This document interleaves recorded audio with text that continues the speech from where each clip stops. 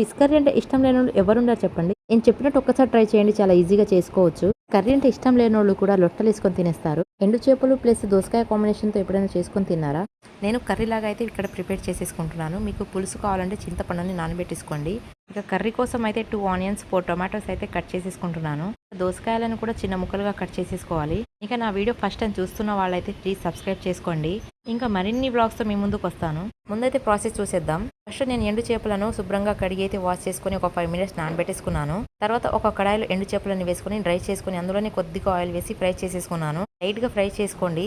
తర్వాత ఇంకొక బౌల్లో తీసుకొని పక్కన పెట్టేసుకోండి. తర్వాత అదే కడాయిలో కొద్దిగా ఆయిల్ వేసుకొని ఆనియన్స్ అల్లం పేస్ట్ వేసుకొని ఫ్రై చేసుకోండి ఒక 2 మినిట్స్. ఇక ఫ్రై అయ్యాక దోసకాయ ముక్కలు వేసుకోవాలి. అందులోనే పసుపు ఉప్పు వేసుకొని ఫ్రై చేసేసుకోవాలి. తర్వాత ఫ్రై అయినాక టొమాటోస్ వేసుకొని ఇక మూత పెట్టేసి మగ్గనివ్వాలి. తర్వాత టొమాటో బాగా మగ్గినాక కారం వేసుకోండి. ఇక కారం అయితే మీరు తినేదాన్ని బట్టి వేసుకోండి. ఇక కారం వేసుకున్నాక ఒక 2 మినిట్స్ ఫ్రై చేసుకొని ఇక ఎండు చేపలు వేసుకోవాలి. ఇక చేపలను మొత్తం మిక్స్ చేసేసుకున్నాక ఒక 5 మినిట్స్ మూత వేసేయండి. తర్వాత మూత తీసి కొద్దిగా కరివేపాకు అయితే వేసుకుంటున్నాను. ఇక దోసకాయ ముక్కలు ఉడకడానికి కొద్దిగా వాటర్ అయితే పోసుకుంటున్నాను. మీకు ఇష్టం ఉంటే వేసుకోండి, లేకపోతే స్కిప్ చేసేయండి. ఇక ముక్కలన్నీ బాగా ఉడికినాక కొద్దిగా కొరియండర్ పౌడర్, గరం మసాలా, కొత్తిమీర ఇక వేసి కలిపేసుకున్నాక ఇక స్టవ్ ఆఫ్ చేసేయండి. కర్రీ అయితే రెడీ అయిపోయింది. ఇక నేను చేయడం టేస్ట్ లేకపోవడమా, ఇది మా ఆయన డైలాగ్. నాకు నేనే పొగడుకుంటున్నానా అని అనుకోకండి. ఇక కర్రీ అయితే సూపర్ ఉంది, కానీ నేనే దయ్యంలాగా ఉన్నాను కదా. ఈ వీడియో మీకు నచ్చితే ప్లీజ్ సబ్స్క్రైబ్ చేసుకోండి.